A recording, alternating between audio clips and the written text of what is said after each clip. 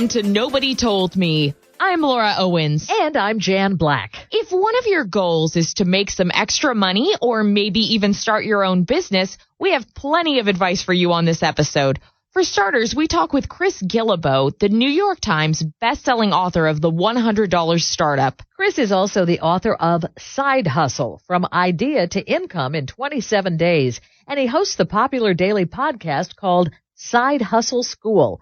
He says everybody should have a side hustle, a second source of income that you have ownership of and that you've created for yourself.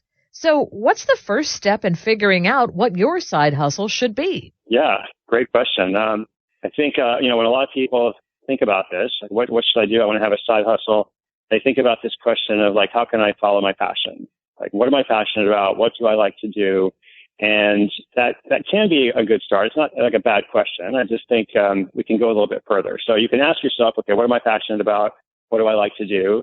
But maybe even more helpful perhaps is to ask, like, what are my skills? What am I good at? Because there's usually a correlation between things that we're good at and things that we like to do. And if you focus on your skills, you're more likely, or at least maybe more quickly, going to find something that can turn into this kind of side hustle. So, you ask yourself, okay, what are my skills? You get out a piece of paper, write down like all the knowledge that you have in different areas, not just what you went to school, college, university for, not just what you do in your day job, but things that you're good at, questions that your friends ask you about. If you're not sure what to put down, ask your friends, like, hey, what are my skills? Think about at work when there's a meeting and people are assigning different tasks, and they're like, oh, Laura should do this task because, she's really good at this and she's going to follow up and see it through. It's almost like the group identifies what you're good at. So I think a good first step is like, what are my skills? What do I also like to do? And then, step two is, okay, how do we take those things and then, go to the next phase of actually making a product or a service and then putting it out to the world. Talk to us about the 27-step process that you talk about in Side Hustle and what is magic about 27 days? Let's do the second part first. What is magic about 27 days? I don't know if there's anything magic about 27 days per se. If somebody wants to do it in 28 days, that's fine by me. I'm just trying to create a structure, let's say that. I'm trying to create a structure where people can, basically have one task to do every day. So it's not overwhelming. You got one thing you do every day, persistent, consistent actions over time are going to add up to something. And so I don't start with the number, 27 necessarily and say, what are my 27 lessons? I start with simplifying and saying, okay, based on my experience, 20 years of doing this myself and just as important, if not more important, the past 10 years, been traveling the world, writing, connecting with an amazing group of people, all kinds of other people doing this in lots of different ways. So, as much of my knowledge comes from them as it does myself. What are the essential things that we need to know? There's all kinds of things that you could know. Like there's a million books about starting a small business out there, but if you're really busy, you don't have a lot of time, you don't want to spend a lot of money, which is good, you shouldn't. What do you actually do? Like, how do you actually create this project in a month or in a relatively short time, whatever it is? And so then I figure out, okay, here are the building blocks. Here's like week 1, week 2, week 3, week 4, week 5. And then from there, one step a day. And that kind of led me to that 27-step model. And what kinds of businesses do you think are really good for side hustles? Can you give us some examples? Yeah. What kinds of businesses? So something that has really surprised me positively, since I started the podcast last year. I mean, I do it every single day, 7 days a week. Right now I'm on, at the time we're talking anyway, it's episode 505. Could be, later if you're listening later, but, I've been doing this and like every day I'm telling a story of a different kind of business. And so what has surprised me is just all the different crazy ways to make money. And for the most part, I don't talk about things that are really common. I try to find things that are different. So a couple of my stories that were my favorites, from year one, this guy in South Carolina, is on vacation in Texas and he goes into an upscale men's store and he sees a candle for sale for $80. And the first thing he thinks is, well, that's ridiculous, like $80 for a candle. And the second thing he thinks is, well, I want to make those. I want to sell candles for $80, right? Yeah. So he goes home and, he's not he doesn't have a background as a candle maker. He doesn't go and get a master's degree in candleology. Like he actually learns, he learns to make candles the same way that our ancestors learned all kinds of things. He goes to youtube.com and he types in like how to make candles. And lo and behold, like there's all these tutorials there. It's, there's a bit of a process. It's not like he learned overnight, but, basically a month or two later, he's got this brand of candles and he's selling them on Amazon. And here's what's interesting about this. He doesn't actually have like a ton of social media. He's not like an online celebrity, but he uses Amazon's program called Fulfilled by Amazon, in which you can sell your products to, Amazon.com's customer base of hundreds of millions of customers. So if you can create the right product, you can reach them. Like he has the product, they have the customers. And so the last I heard, he was doing something like $3,000 to $4,000 a month, from this as a side hustle. I mean, that's just one example. I mean, we could do a lot of other things. I always ask people like, what is your area of knowledge? What is your topic? And then you can probably pull out an example or a connection or a potential idea for them based on that. And you say that something like driving for Uber or Lyft is not considered to be a side hustle. Why is that? Yeah. Well, okay. So, it's not like I'm criticizing or directly attacking Uber or Lyft or anybody else. I think what I'm trying to do, again, is to help people, find economic empowerment. And ultimately, driving for Uber or Lyft, or something like that, it really is just another part-time job. It's a glorified part-time job. Maybe it's a good part-time job. The benefit is that you can set your own hours. Like that is a legitimate benefit. The downside is that's about the only benefit because, they control everything else about the entire ecosystem. They control the pricing. They control the competition. If they don't like you, they can kick you off. There's no way to make a lot more money as an Uber driver. Like if you get to be a good Uber driver, you make a little bit more money than the average Uber driver. So you don't really have control of anything. Whereas if it's something you're creating for yourself, even just a small thing, I'm not talking about a big brand, I'm just talking about something you make for yourself, that's where the real potential is going to come in. And I have a good friend in Southern California named Harry Campbell. This is a great example of the difference between a starter idea and a next level idea. So Harry was an Uber driver. He was actually an engineer, I think, by day and, wanted to make some extra money. And so he drove for Uber at night. And then, he realized he was doing some searching. He's looking for forums, like online forums or communities of rideshare drivers, because there's now tens of thousands of them, just in the U.S. And he couldn't find one, or he couldn't find a good one. So he created this whole, coaching program and online community. It's a podcast and now a book, under the brand The Rideshare Guy. So within about a year or so, he's actually making more than $100,000, from this project, right? Which is obviously a lot more than he made, just driving for Uber. And now I think it's turned into this brand of like multiple six figures. So big difference there because when you're driving for Uber, somebody else's business, when you're building your own business, then, the potential is unlimited. Another book that you wrote, The $100 Startup, is obviously a real compelling title. How much money do you need to start a side hustle? I mean, can you do it with as little as $100? Yeah, well, some of them can be $0. I just did a story, actually, I just recorded earlier today, so it'll come out at some point. Story of this guy who's really good at naming businesses, naming book titles, music titles for bands or albums, all that kind of stuff. And he used the website Fiverr, Fiverr.com, and he created a profile. Started offering his services there. People could hire him. He gets lots of reviews. He posts reviews. So he's kind of building up a reputation for that. Now, he didn't make $100,000 in a year. I think it took about 3 years or so, but basically over about 3 years, he makes $100,000, naming other businesses. And there are $0 in startup costs for that because he doesn't even have to have a website. He's using their own website. So there are all kinds of businesses you can start, and some businesses might cost more than $100, but, I guess if all things are equal and you get out your idea pad and maybe you read the book or maybe you just listen to this conversation or maybe you've already got some ideas, maybe you've got like 4 or 5 ideas. My philosophy is like, unless you have like a life mission, unless you have a vision of like, here's what I need to do. Like I need to start this business. If you don't have that, look at all your ideas and ask yourself, like, which one is the easiest? Which one is the easiest, the cheapest? Which one can I actually like get up and going within a few weeks? Why don't I do that one? So why not do everything you can to lower the risk so that you're not spending a lot of money? If it doesn't work out, the worst thing is, okay, I'll go on to the next idea. You've said not to leap without a net.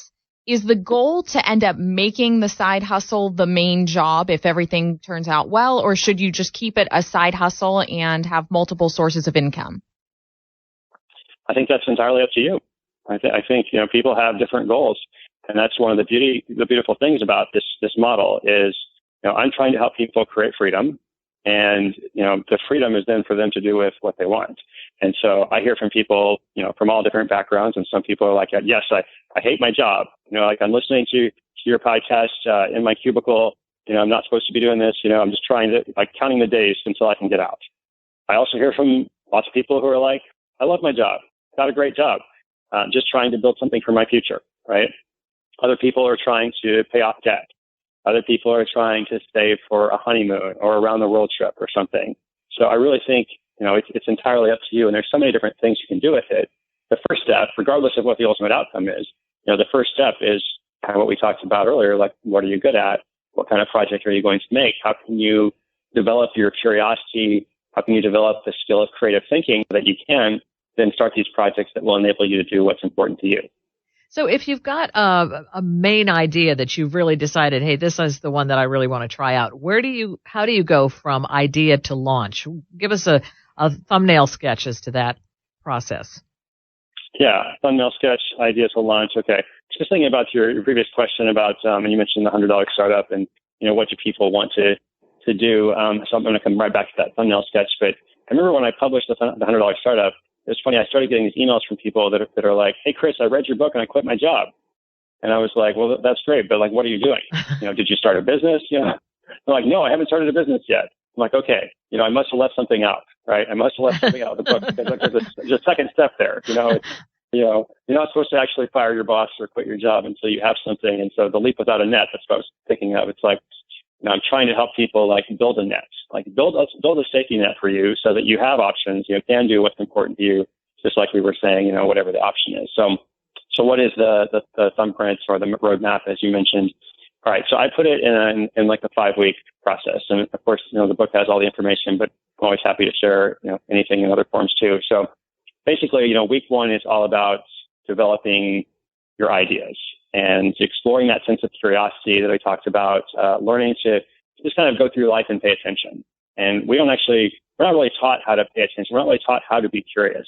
But it's not a difficult skill or trait to kind of cultivate. So if you can increase that, then that's great. Start thinking about all the different ideas you could start. Then you're going to choose your best idea, right? You got your ideas, and like we said, we're going to look through and say, okay, which one is potentially the most profitable? Which one can I get up and running in the least amount of time? And finally, if I've got 3 ideas that I feel equally about, or 3 ideas, let's say that have the same profit potential and cost the same amount of money to start, well, then choose the idea you're most excited about, because your motivation does matter. Like your side hustle should be something that you look forward to. We all have things in life that we just have to do. Well, your side hustle shouldn't be something like that. It should be something you look forward to. So week 3 is all about, gathering everything that you need to, get that project out in the world. Do you need a website? Okay, well, in this day and age, there are so many services, WordPress, Squarespace, Weebly, Wix, that are super easy to go on and register. And then if you spend an hour or 2, you can have a very basic website, not that difficult. It won't be amazing, but that's okay. You can do what you need it to do. Do you need a payment processor? Okay. How do you write your offer? What is an offer? I go into all this, week 3 is all about everything getting ready to launch. Week 4 is putting that project out into the world, probably before you feel ready. Putting it out so that you're not just asking your friends, like, hey, what do you think about my idea?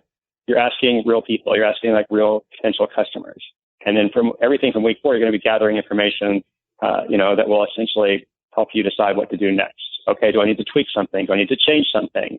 Was this a good idea that just needs a little bit more work? Or was this an idea that I thought was good, but now that I've done it, I've kind of learned that maybe I should be doing something different. And so then in week 5, it's regroup and refine and see what you need to do next. Chris, I'm a millennial, and something that seems to be universal with my generation is the theme of impatience. So what do you think? Is there is there a way to make quick cash, or is this all more of a process? Yeah, great question. I am not a millennial, but you're helping me feel young. So thank you for that, because I am a Gen Xer, and I am also very impatient. So we share that trait in common. Let's see, what were you asking about? Is it quick cash or is it a way to build something for the future? I think so it's like that other question about what is your goal? What are you trying to do? I think it can be quick cash. I think, if you need to make money right away, then that's a different conversation than, are you trying to start something that's going to make, $1,000 a month, for, a year or more. But I think it can be. I mean, if you want the quick cash, usually the thing to do is like, okay, what do you have that you can sell? What can you either buy and resell, or what do you have now that you can sell? And how do you do that? If it's more about let's make something that is going to earn money over time, then it's a little bit different. But it can be whatever is important to you. And like I said, I'm impatient too, so I don't want people to wait. Yeah, and I love the example you gave with Fiverr, because I think that if people, especially in my generation, have so many creative skills and are so good with technology, that if they can come up with some way to provide value to people who are looking for services on Fiverr, I just think that's a really interesting way to make some easy income. Yeah, no, totally. And the thing with Fiverr or sites like that, and that's one of many, I have a whole directory of starter platforms on my site. It's probably not going to be like the best long-term thing, but that's okay, because by experimenting with that, you're going to gain a skill, you're going to gain some experience that will help you later. And so it's almost like, it's almost like a learning experience, except you get paid for it. So if you think about all the different things you do in life to learn about going to college or taking a class or whatever, that's valuable, but you're paying for it usually, or somebody's paying for it. Whereas if you're experimenting with Fiverr, there may be some grunt work associated with it. You may not love each part of it, but you're learning through the process, and, you're making $15 an hour, $20 an hour, or whatever. And so again, it may not be the best thing, for you forever, but it's pretty cool to be able to learn something and get paid for it. And again, Chris Guillebeau is the best-selling author of The $100 Startup and The Happiness of Pursuit, in addition to his latest book, which is called Side Hustle, From Idea to Income in 27 Days. Chris also hosts the popular daily podcast called Side Hustle School. If you want to create more than just a side hustle, if you see yourself as an entrepreneur, our guest, Carol Roth, has some words of wisdom for you. Carol is a well-known advocate for entrepreneurship and small business. She's been an investment banker, business strategist, and deal maker, who's also the author of the best-selling book, The Entrepreneur Equation. So many people I find in my generation, I'm a millennial, and all of my friends, not even just some, all of my friends seem to think they're entrepreneurs, even though not everybody is a successful entrepreneur. What qualities make for a good one? So I think that some people are born entrepreneurial and some people aren't. And I always use the Santa and elf analogy. So, Santa Claus kind of organizes everything. He's out front. Even if the elves get lazy, it's all on him at the end of the day. If the presents don't get delivered, and, he's going to do whatever it takes, shake hands, kiss babies, literally put them in his lap, all those kinds of things. Where the elves, they're really good at what they do, but they need the direction for Santa. If Santa's not there, they're not getting everything together for Christmas. And I think that people tend to fall in one of those categories sort of naturally. And so, as you could probably guess, the entrepreneurs are the Santas. They're the ones that will do anything and pick up the ball and run with it and, take the blame and sort of orchestrate everything, where the elves are very execution oriented. They need that guidance from somebody. So I think that sort of sets the foundation.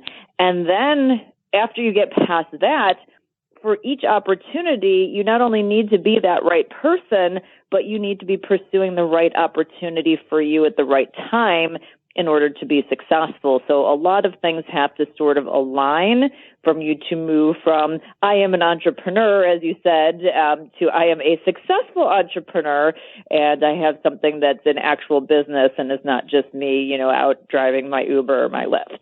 So what are some of the questions you should ask yourself if you want to become a successful entrepreneur? I think the first question you should ask yourself is, are you Santa or are you an elf? And if you're an elf, just be an elf. Go be entrepreneurial inside somebody else's company.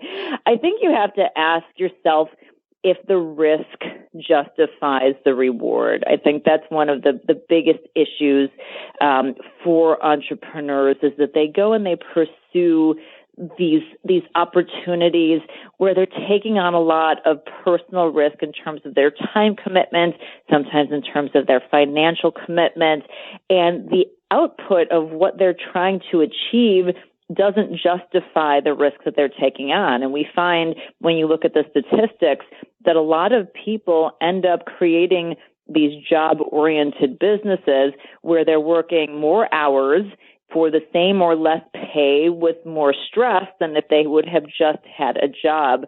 So really analyzing the opportunities, and there's only 24 hours in a day, and we all like to sleep and, shower and watch TV and do other, naughty things and whatnot. So there's only so much time that you can actually devote to work. Right. And sometimes it's just as easy or just as difficult to pursue something that's really big than it is something that's smaller. And I just don't think enough people are really pushing the envelope on their ideas. And then in that same context, once you get through that person and opportunity, is it the right time? Do you have experience? Do you have access to capital? Do you have people who are dependent upon you? I have a situation with an older entrepreneur that I know now who just had a baby and now wants to spend time with his baby. And that's just not a good time to be devoting all of your time to your business, because you have to make those choices. And only you can determine what is success for you. But if you want to be a successful entrepreneur, you need to prioritize the business, and you can only make one thing your number one priority. So let's say that you have a great idea and you don't have a baby, so you have time to focus on this idea. How do you go from it being just a thought to coming to life? So first of all, idea, like the great idea, that's like the red flag of death. Everybody has a Everybody great idea. does, right? And I will tell you, I would rather invest in a great person with a terrible idea who can execute than somebody who, isn't such a great execution person, but, thinks that they've got a fantastic idea. We've seen it over and over again that that's not necessarily the recipe. But if you do think that you have some sort of problem that you're going to solve and you're the right person to solve it, the very first thing that you need to do is to create a real business plan. And I know it's not in vogue where you guys are out in San Francisco in the Valley, and everybody likes to do these napkin things, but you need to have some sort of roadmap of where you're going, and you have to have some running of numbers, which, we will all discount by probably a factor of 20% of what they actually are in reality. But you have to go through the exercise of, okay, what are the milestones? What are the things that I'm going to need to knock down in order to make this happen? And then be really realistic about it. And when you think you're really realistic about the time and the capital, then you need to triple all of that, because entrepreneurs are optimistic by definition, right? They wouldn't go into the businesses if they weren't optimistic. And I've never once seen an entrepreneur project anything correctly in terms of time or money. Yeah, talk to us about that rule of 3. Yeah, so it's everything. It's 3 times more expensive than it should be, is 3 times as difficult, and 3 times as long as it should be to take to get done. And so I just say go ahead and at a minimum triple everything, because even if you are a seasoned entrepreneur, I'm in a new entrepreneurial venture myself. I've been down this road many times before, and I knew whatever I projected that it was going to take 3 times as long. Oh my gosh. And be 3 times the headache, because that's just how things happen. I mean, think about Oprah Winfrey. Oprah Winfrey was on top of the world. You had every network, every connection that you could possibly think of, billions of dollars. And when she left to start her own network, literally and figuratively, the own network, it actually took her like 3 years for it to get going. And people were like, oh, this is going to be a failure and whatnot. But it does take that long to get that foundation. So if it's going to take Oprah with every resource and every connection in the world 3 years for something to happen, cut yourself some slack and be realistic that it's going to take you some time as well. So give us a thumbnail sketch of what this business plan that you talk about is all about. So I think there are a number of things that you want to go through. In terms of the idea, you really want to have a sense of what problem you're solving. And how you're solving it in a different way than people might currently be attacking it on the market. So I think that's really important, because a lot of people don't really know. They don't really know exactly what it is that they're solving and why that's a pain point. And then from there, you have to have a sense of who your customer is, because your customer can't be everybody on the planet. You don't have the resources to target everybody. And so to be successful, you need to be able to walk through that. And then you need to have a sense of who the team is. You know, do you have the people who are in place to make it happen? And if not, you know, what are those holes that you need to fill, and what do those competencies look like? And hopefully competencies that are complementary to you, because if everybody has the same strengths, that's not going to work out so well. You need to have that sort of complementary framework in mind. And then you want to have a sense of those milestones. You know, what are the things that you need to do, and you need to knock down one right after another in order to get to your desired outcome. And then, of course, you want to have the financials to back that up. So how much is it going to cost you to achieve those milestones? And, you know, what are the assumptions that you're making to get there? Because a lot of times people just project pretty numbers on a page, but obviously any assumption that you make really drives that financial model. So how did you figure that out? What kind of, numbers are you looking at it for things like cost of customer acquisition, cost for, your own team, all development costs, R&D, all those kinds of things. The assumptions that you make can really impact the model and figure out if it's financially viable. And then, what's your exit? If you're gonna take down money and you're gonna build something of value, like who's gonna buy this? How are the investors going to return their money? And at the end of the day, if you go out and you use this business plan for more than just yourself to identify if this is a good opportunity, but if you use it to raise capital, at the end of the day, the investors only really care about how they're making money.